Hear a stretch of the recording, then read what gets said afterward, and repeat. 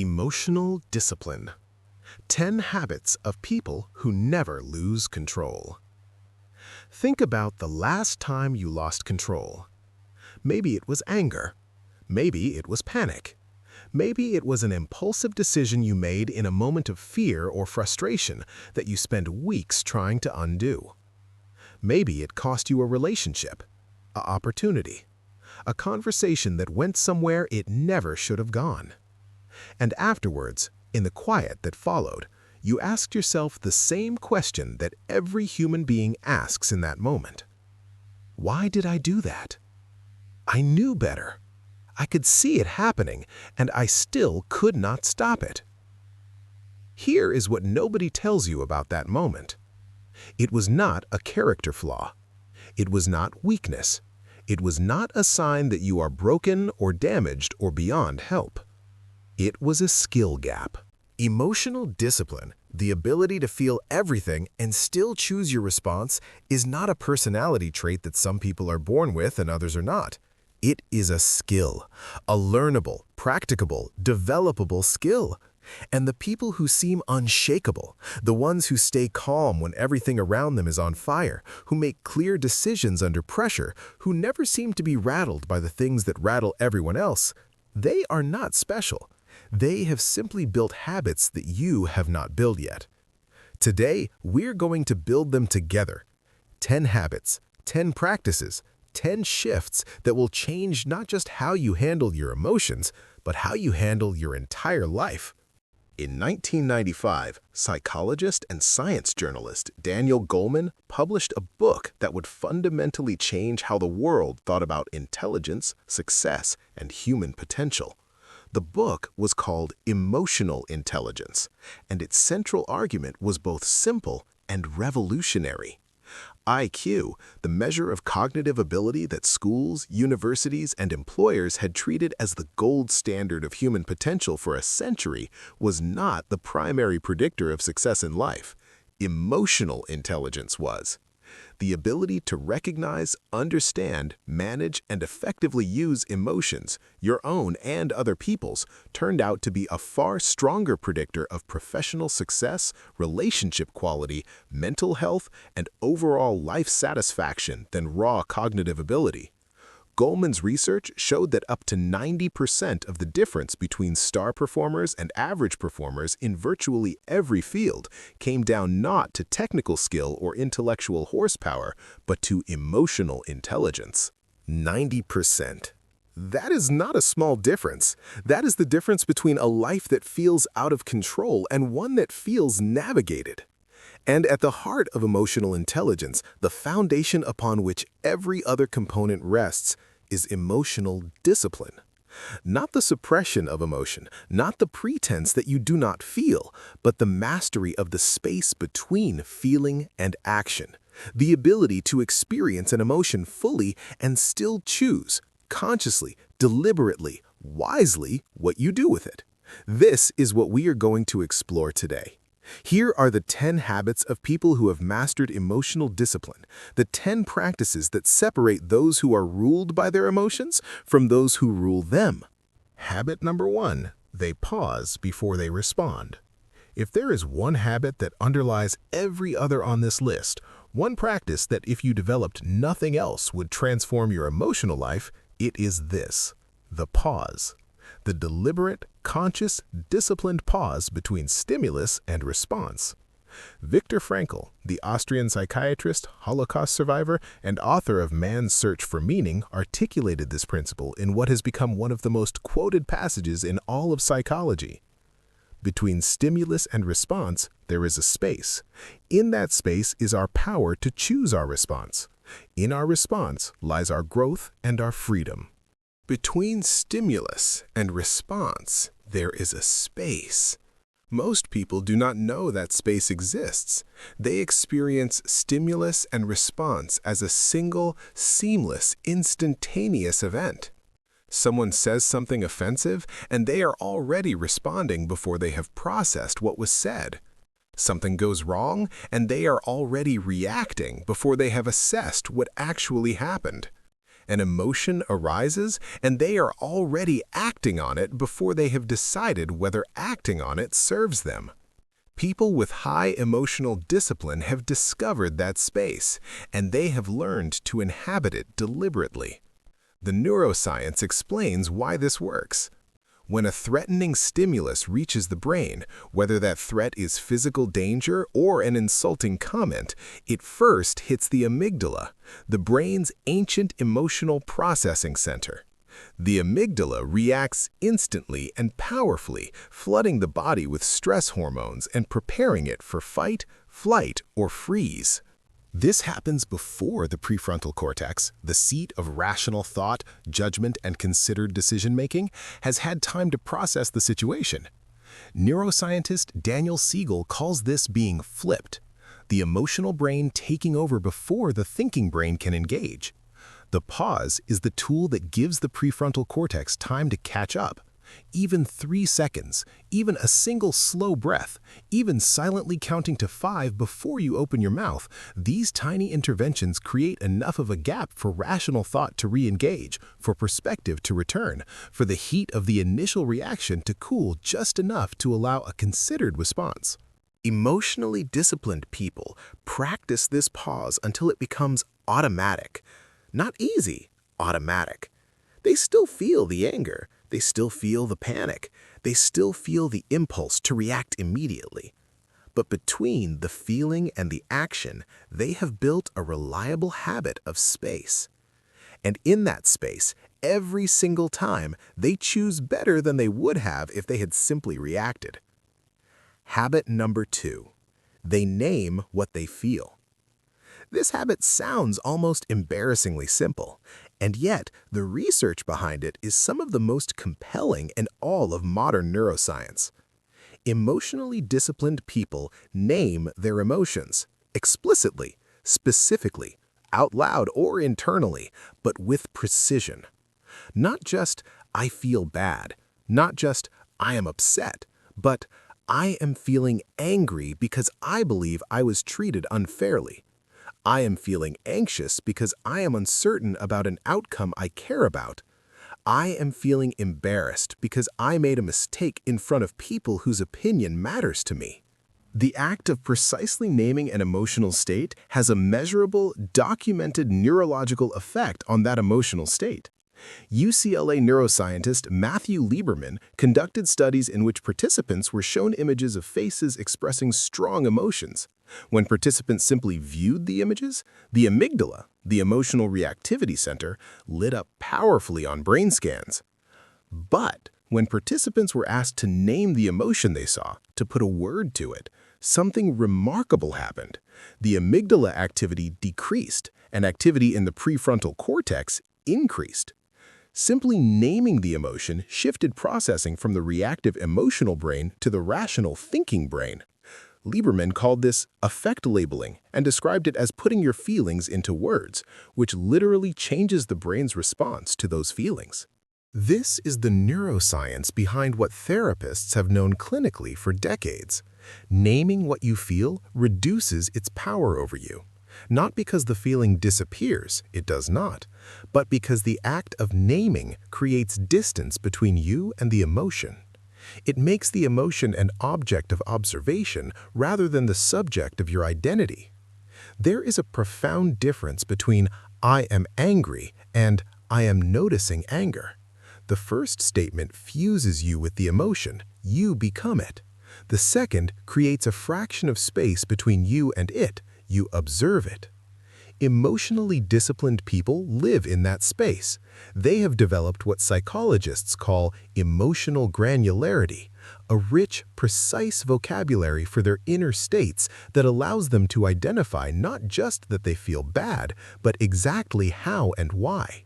And that precision gives them options, because when you know exactly what you are feeling and why, you can make a rational decision about what to do with it.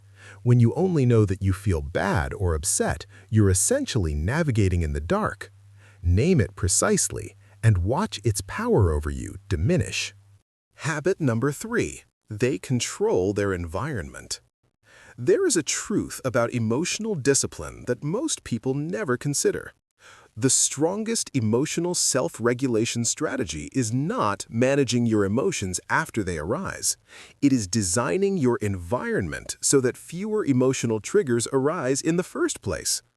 This is what psychologists call situation selection and situation modification, the proactive management of the environments, relationships, and circumstances you place yourself in order to reduce the frequency and intensity of emotional situations that challenge your self-control. Emotionally disciplined people are extraordinarily intentional about their environment. They know which people consistently trigger their worst emotional states, and they limit their exposure to those people or manage interactions with them carefully and strategically. Not out of cowardice or avoidance, but out of the recognition that emotional energy is a finite resource, and spending it repeatedly on the same predictable triggers is waste. They know which environments activate their most self-destructive impulses. The social situations where they consistently overdrink, overspend, or make decisions they regret, and they approach those environments with preparation and awareness rather than walking in blind and hoping for the best. They know what times of day, what physical states, what emotional conditions make them most vulnerable to reactive behavior, and they avoid making important decisions or having important conversations at those times. Stanford psychologist Walter Mischel, the researcher behind the marshmallow experiment, spent decades studying self-control and concluded that the people with the greatest self-control were not necessarily those with the strongest willpower. They were the people who designed their lives to require the least willpower. They did not rely on resisting temptation. They removed the temptation. They did not rely on staying calm in triggering situations. They reduced their exposure to triggering situations. This reframes emotional discipline entirely. It is not just about managing yourself in difficult moments. It is about being intelligent and intentional enough to reduce the number of difficult moments you have to manage. Design your environment. Choose your company carefully. Know your vulnerabilities and build structures around them, because the strongest form of emotional discipline is the kind that rarely has to be exercised because you were wise enough to make it unnecessary. Habit number 4. They take radical responsibility.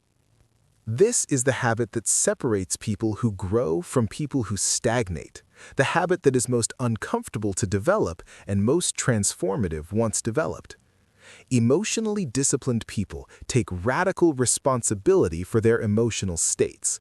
Not partial responsibility, not situational responsibility, I take responsibility when it really was my fault, but radical, total, non-negotiable responsibility. They do not say, "You made me angry." They say, "I chose anger in response to what you did." They do not say, "This situation is stressing me out." They say, "I am choosing to experience this situation as stressful." They do not say, "I cannot help how I feel." They say, "I may not control what I feel first, but I am entirely responsible for what I do with it." This distinction between responsibility and blame is critical and frequently misunderstood. Taking responsibility for your emotional states does not mean that other people's behavior does not affect you. It does. It does not mean that difficult situations are not genuinely difficult. They are. It does not mean that your emotions are wrong or unjustified. They may be entirely reasonable. What it means is that you refuse to give the power over your internal state to external circumstances. The Stoic philosophers, Marcus Aurelius, Epictetus, Seneca, built an entire philosophical system around this principle 2,000 years ago. Epictetus, who was born a slave and knew firsthand what it meant to have no control over external circumstances, made the distinction between what is up to us and what is not up to us the absolute cornerstone of his philosophy. What is up to us? Our judgments, our intentions, our responses. What is not up to us? Everything else. When you assign responsibility for your emotional state to external events, to other people's behavior, to circumstances, to situations, you make yourself powerless. You become a passive recipient of whatever emotional weather the world decides to send you. When you take radical responsibility, when you accept that your response to any situation is ultimately your choice, you become powerful. Not because the external world changes, but because your relationship to it does. This is not easy. It requires consistent, disciplined practice, and it requires a willingness to sit with the discomfort of not having someone to blame for how you feel. But the freedom that comes from it is unlike anything else, because a person who takes complete responsibility for their emotional state cannot be controlled by anyone. Habit number 5. They have a non-negotiable daily practice. Of every habit on this list, this one is the most practically concrete, and the research behind it is overwhelming. Emotionally disciplined people have a daily practice, a non-negotiable, consistent, regular practice that grounds them, regulates their nervous system, and builds the psychological foundation from which all other emotional regulation becomes possible. For most of them, this practice takes one of several forms: meditation and mindfulness. The practice of sitting in deliberate stillness, observing thoughts and emotions without engaging with or being swept away by them, has been shown in hundreds of peer-reviewed studies to measurably reduce amygdala reactivity, increase prefrontal cortex activity, reduce cortisol levels, improve emotional regulation, and increase what researchers call equanimity, a stable, settled quality of inner calm. A 2011 study by Harvard neuroscientist Sarah Lazar found that just 8 weeks of regular mindfulness meditation produced measurable changes in the physical structure of the brain, thickening the prefrontal cortex and shrinking the amygdala. 8 weeks! That is how rapidly the practice produces structural neurological change. Physical exercise. The connection between physical training and emotional regulation is one of the most robust findings in all of neuroscience. Regular vigorous exercise reduces stress hormones, increases BDNF, a protein that promotes neurological health and resilience, and produces endorphins that create a measurable improvement in mood and emotional stability. People who exercise regularly are consistently more emotionally regulated, more resilient under pressure, and less reactive to emotional triggers than sedentary individuals. Journaling. The practice of writing about emotional experiences, not just recording events, but actively processing feelings through written reflection, has been shown to reduce emotional intensity, improve clarity of thinking about difficult situations, and create the kind of reflective distance that supports better decision-making. Sleep. Perhaps the most underestimated emotional regulation tool available to every human being. Sleep deprivation dramatically increases amygdala reactivity, making people significantly more emotionally volatile, impulsive, and reactive. Matthew Walker, author of Why We Sleep, calls sleep deprivation the single most reliable way to destroy emotional regulation. Emotionally disciplined people treat sleep as a non-negotiable pillar of their practice. The specific form of the daily practice matters less than its consistency. The most effective practice is the one you actually do, every day, without negotiation, regardless of how busy or tired or unmotivated you feel. Because the practice is not something you do when you have time.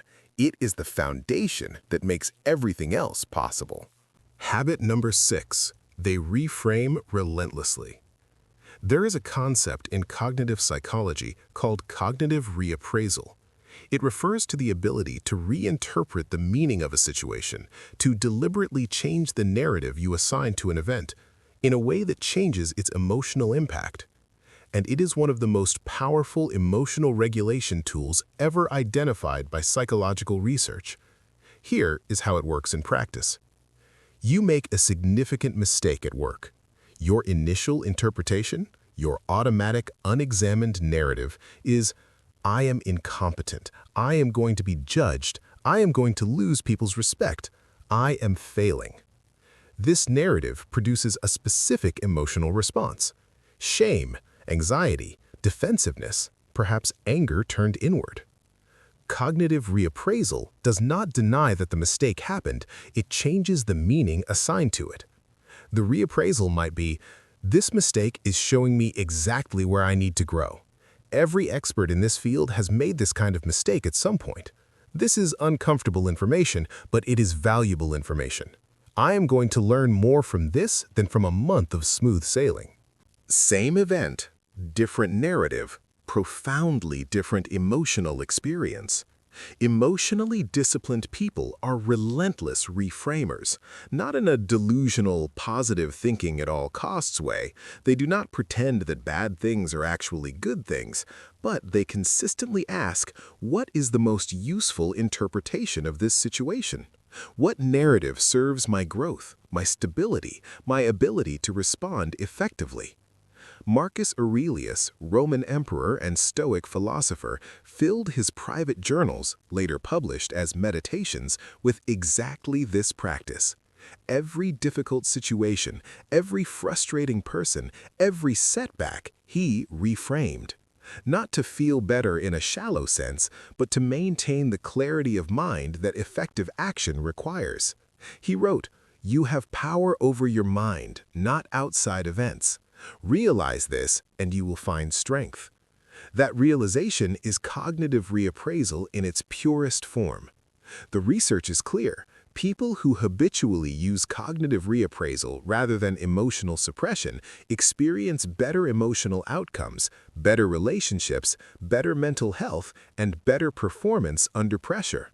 Because they are not fighting their emotions, they are changing the stories that create them. Habit number 7. They are comfortable with discomfort. Modern life has made us extraordinarily intolerant of discomfort. The moment we are bored, we reach for our phone. The moment we feel anxious, we look for a distraction. The moment a difficult emotion arises, we reach for food, alcohol, social media, entertainment, anything to make the feeling stop. We live in what psychologist Jonathan Haidt calls a coddled culture, one that treats psychological discomfort as a problem to be immediately solved, rather than an experience to be moved through. And this intolerance of discomfort is one of the primary drivers of impulsive, reactive, emotionally undisciplined behavior. Because almost every instance of emotional dysregulation is, at its root, an attempt to escape discomfort. The angry outburst is an attempt to escape the discomfort of feeling disrespected. The impulsive purchase is an attempt to escape the discomfort of feeling inadequate or bored. The avoidance behavior is an attempt to escape the discomfort of anxiety. The defensive reaction is an attempt to escape the discomfort of being wrong. Emotionally disciplined people have developed what psychologists call distress tolerance, the ability to experience discomfort without immediately acting to relieve it. They have learned, through practice, through experience, through deliberate exposure, that discomfort does not kill you. That difficult emotions, if you let them arise without fighting them and pass without clinging to them, have a natural arc. They peak, and then they subside. The Buddhist concept of impermanence is profoundly relevant here. Every emotional state, no matter how intense, how overwhelming, how seemingly permanent, is temporary. It arises, it peaks, it passes. The problem is not the emotion. The problem is the resistance to the emotion, the frantic, exhausting, ultimately counterproductive effort to make it stop before it has run its natural course. Emotionally disciplined people sit with discomfort. They breathe into it. They observe it. They let it be there without acting on it. And because of that willingness to be uncomfortable, that tolerance for the full range of human emotional experience, they are free from the compulsive, reactive behaviors that discomfort tolerance produces in everyone else. They are not less sensitive than other people. They are more willing to feel. Habit number 8 is that they choose their battles deliberately. Not every situation deserves your emotional energy. This sounds obvious, and yet most people spend enormous amounts of their emotional resources on situations, conflicts, and provocations that simply do not warrant the investment. Emotionally disciplined people have an almost ruthless clarity about which battles are worth fighting and which are not. They ask, before engaging with any emotionally charged situation, does this actually matter? Will this matter in a year? In 5 years? What do I stand to gain by engaging, and what do I stand to lose? They have internalized what is sometimes called the 10-10-10 rule, a framework created by author Susie Welch that asks 3 questions about any decision or situation. How will I feel about this in 10 minutes, in 10 months, in 10 years? When you apply this lens to most of the things that trigger emotional reactions in daily life, the rude comment, the minor slight, the traffic, the small injustice, the person who cut in line, the perspective shift is immediate and clarifying. This will not matter in 10 years. It may not matter in 10 months. It may barely matter in 10 minutes. And if it does not matter in 10 years, it does not deserve your emotional energy today. The ancient Stoics had a related practice. When confronted with a situation that provoked an emotional reaction, they would ask, "Is this within my control? If yes, what is the best response? If no, why am I disturbed by it at all?" This is not passivity. Emotionally disciplined people fight hard for the things that genuinely matter to them, their values, their relationships, their principles. They are not pushovers. They are not conflict avoidant. They are strategically selective. They conserve their emotional energy for what is truly worth it. And because they do not spend that energy on trivial provocations and minor battles, they have reserves of patience, clarity, and calm available when the genuinely important moments arrive. Every emotional reaction costs something. The question is always whether what you are spending it on is worth the price. Habit 9. They seek to understand before they react. Stephen Covey, in what remains one of the best-selling self-help books ever written, The 7 Habits of Highly Effective People, identified what he called the single most important communication principle he had ever encountered. Seek first to understand, then to be understood. It sounds simple. It is extraordinarily difficult to practice. And it is one of the defining habits of emotionally disciplined people in every relationship and interaction. Most people, when they are in a difficult conversation, when they feel challenged, criticized, or misunderstood, are not truly listening to the other person. They are waiting. They are formulating their response. They are building their defense. They are preparing their counter-argument.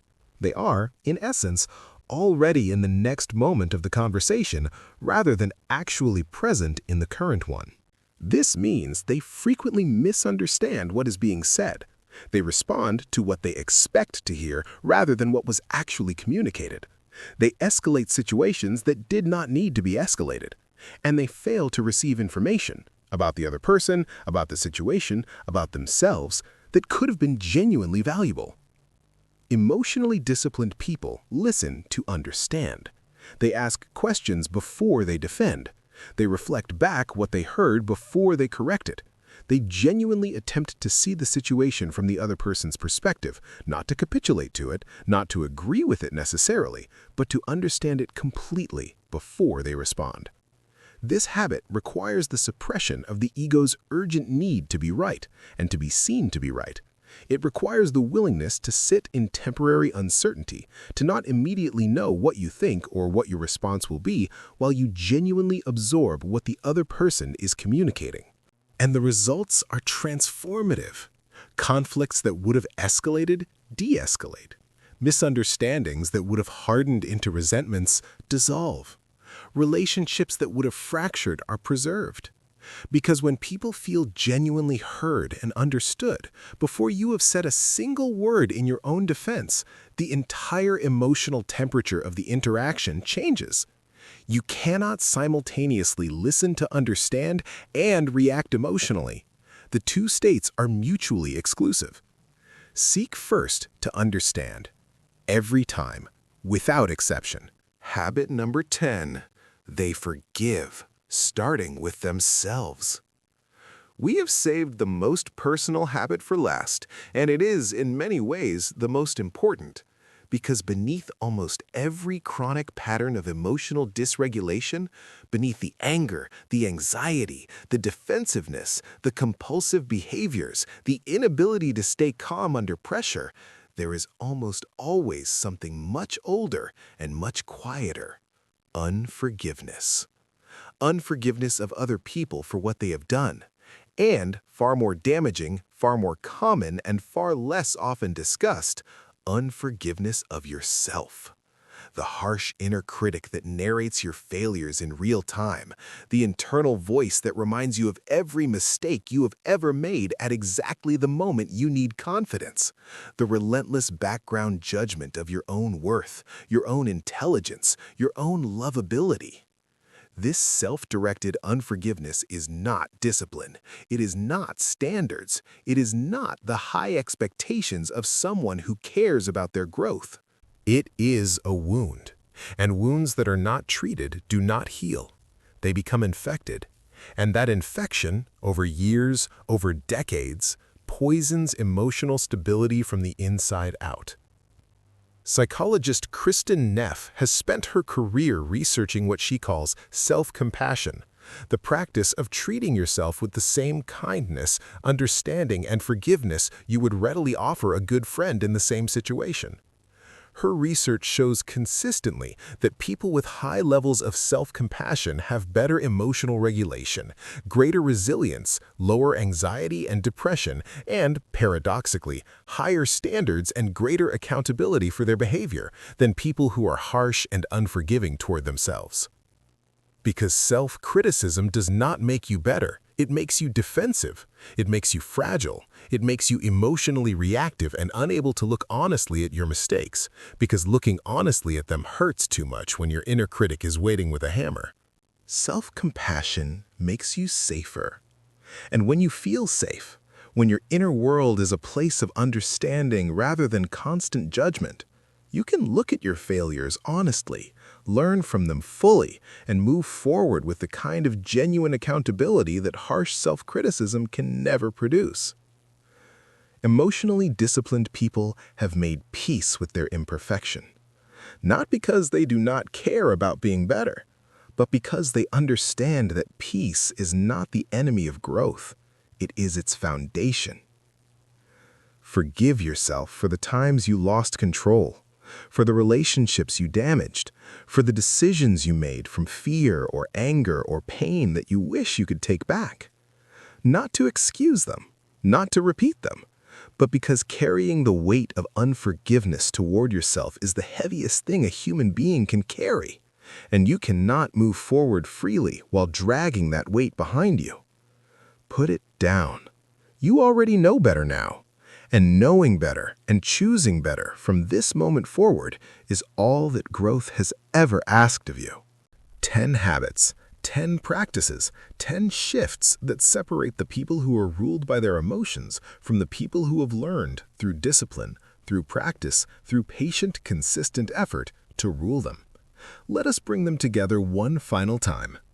They pause before they respond, creating the space where wisdom lives. They name what they feel, using language to transform emotional experience.